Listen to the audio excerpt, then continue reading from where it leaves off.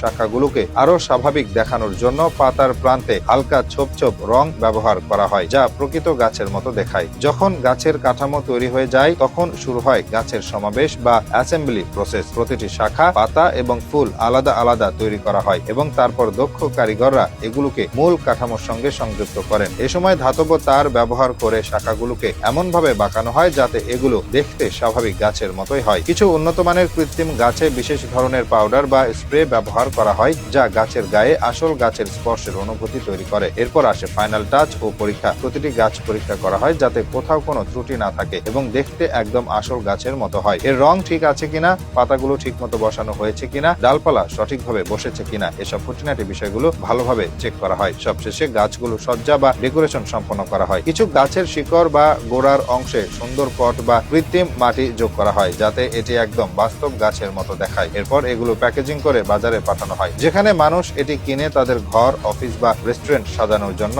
ব্যবহার করেন।